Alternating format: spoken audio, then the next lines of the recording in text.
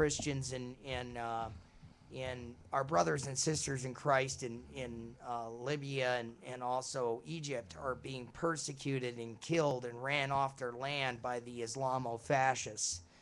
Let me just tell you folks something. Now, I know Islam is a world religion, and they have their place in the world, but, you know, they're intolerant of other people, and our religion is tolerant of everybody.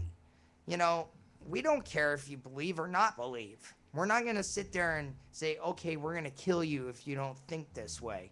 Now, I'm sure there's probably sects in Christianity in the past that have done that, mainly the Roman Catholic Church when we had the Crusades and this, that, and the other thing. But non-denominational Christians, we just want to give you the good news and leave it at that. It's up to you to take it to the next level or not. Am I right? Yes, you are, Dave. And I'm going to get a little bit off subject, but I don't know if you watch the same program or have done the same reading that I have, but you know who Da Vinci is, don't you? Oh, yes. Leonardo. He invented all kinds of things, drew paintings. What painting is he most famous for?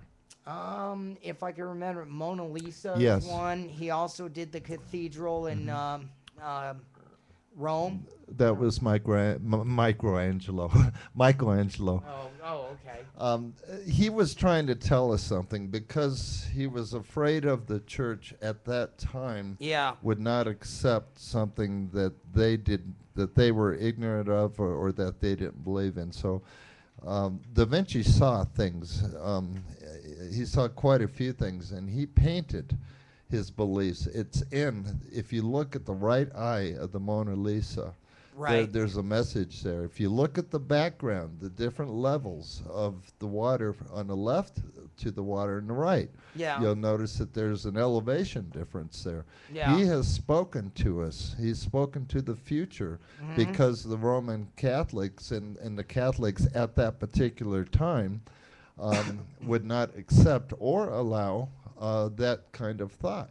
Right. And at the same time, the church was saying the earth is not round, different things like that, too. So, I mean, at time, religion can be used for good purposes, and then it could be corrupted, because absolute power corrupts absolutely. I mean, look at Obama, for example. No one in their wildest imagination would think a community organizer, senator that didn't do anything would become president of the United States. And on top of that, a devout Marxist. No one would think that.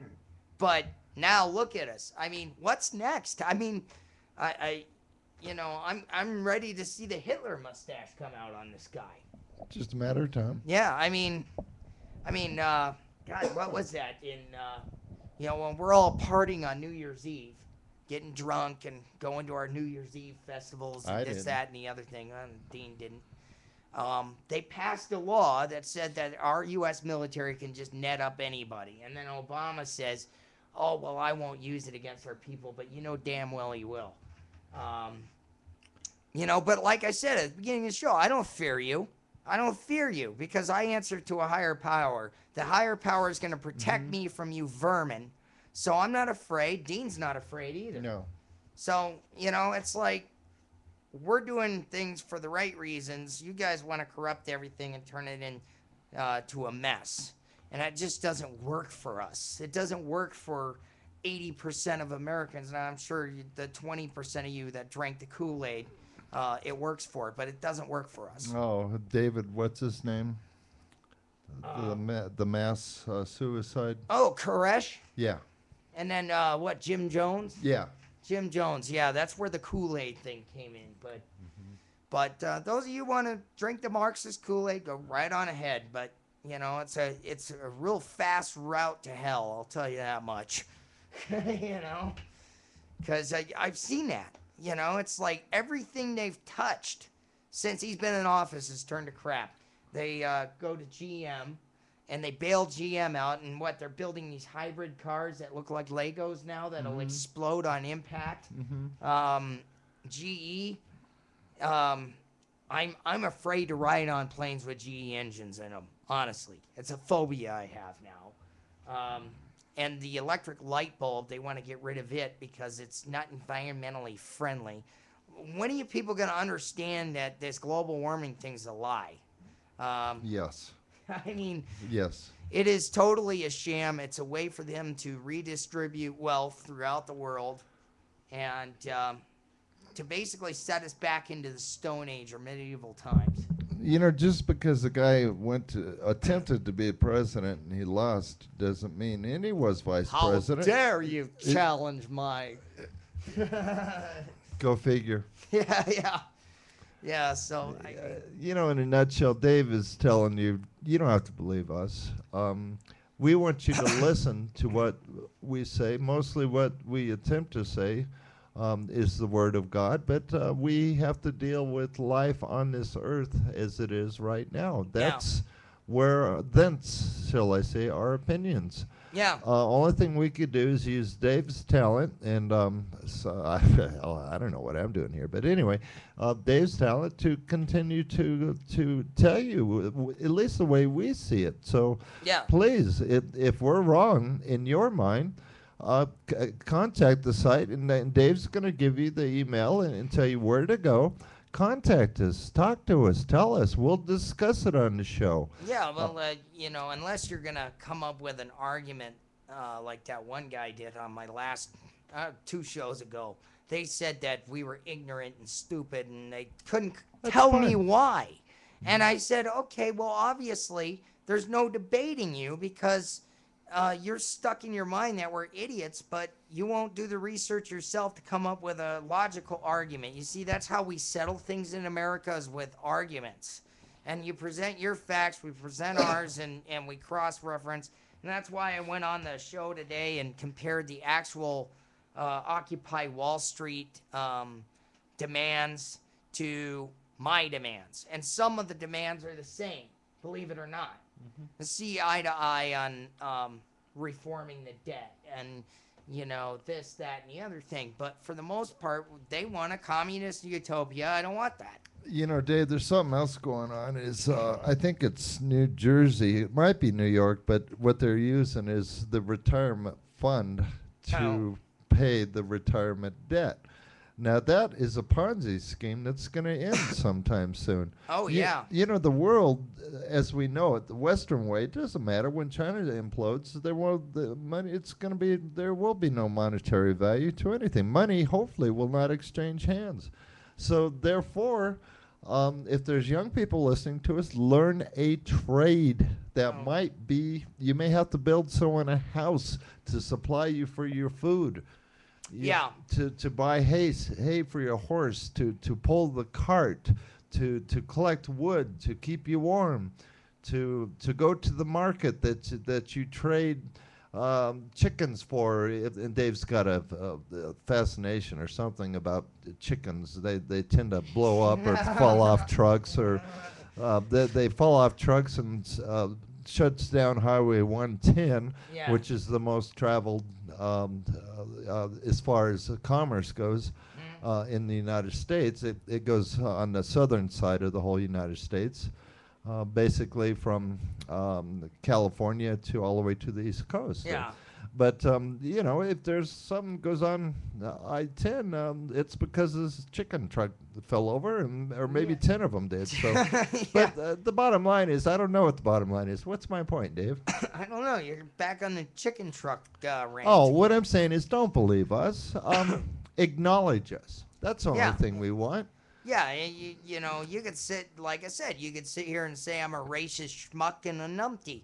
That's your opinion, but I'm just trying to present the facts. I'm like a siren. I'm just giving you the warning signs that I'm seeing, and I'm voicing it. And you could say I'm a crackpot or whatever. I really don't care.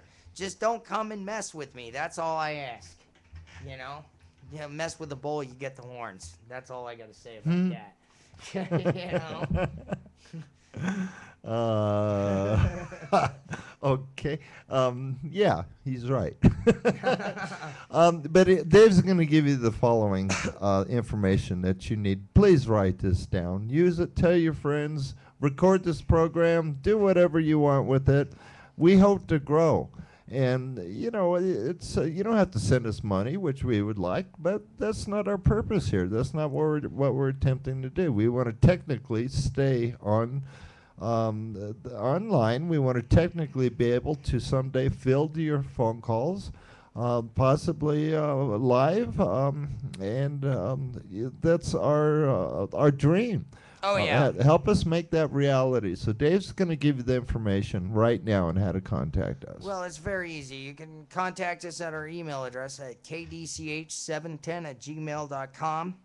You can follow us on Twitter. That link is actually available on the sidebar on this YouTube channel. We have a website, kdch710.webs.com. Of course, we're going to be revamping a lot of stuff here. I haven't had a lot of time, I've had to do a lot of different things. So it's just going to take time to kind of build all this up. But, it's always a pleasure to do this, and now I've got the extra time to do it. But, I feel like I'm doing it for a good cause. I'm not, I'm stirring up the left and pissing them off, but, maybe they need to wake up. Maybe they need to get stirred up a little bit and realize that, hey, maybe we should back down just a little bit, I'm fortunate to be a co-host, and I will continue to be as long as Dave welcomes me. Yeah. But keep in mind, he's got another co-host, too, that is very talented as well. He brings quite a bit to the table, just like Dave does, or shall I say radio, or the table that holds the radio. Yeah. And his name is Jay. Some people call him Jason. My name is Dean. Some people call me Shirley. So yeah, and sometimes they call him they a-hole. Yeah, or schmuck. So you would think he's Jewish. All these schmuck words. Well, it's better than saying the F word. That's why I use the schmuck, because it's better than saying the F word. Okay, so, well, buck off, dude. Yeah, schmuck off. There you go. So yeah, it's like the whole this, that, and the other thing. I like using that too. Yeah, and if we make reference to Obama, it's not that we're making reference to Obama, even though we're making reference to Obama. I intend to call him after the fact, but he also calls him president in training wheels. Yeah, definitely. Except he's more like president in training wheels that rode off the ditch and wrapped the tricycle around a tree and it's burning. Well, actually, I look at it differently. He played a Thelma Louise over the Grand Canyon. Yeah, definitely. Oh man, you can't laugh about this stuff. I mean, we're through as a nation, man. If we can't laugh about this stuff, even though it's serious, I mean, it really is. But like I said, one of the demands that I had, Obama, just step down, resign, don't run again for re-election. You already drove us into the ditch. You're done, man. You're done. We'll turn you over. You're done on that side. You've burnt it, man. It's over. And Obama, if you're listening, believe me, we're saying this as kindly as we possibly can. Yeah, we're trying to be nice, man. I mean, yeah, you could go and write your little books about social justice and communism and go teach college again to all the useless idiots out there, and just let us run the country, okay? I think that one of your motivations for being president is because you want to be in the history books. But, Woodrow Wilson is in the history books. Of course, everyone knows Lincoln, Washington. Yeah. Others, Carter, God, that's a different story.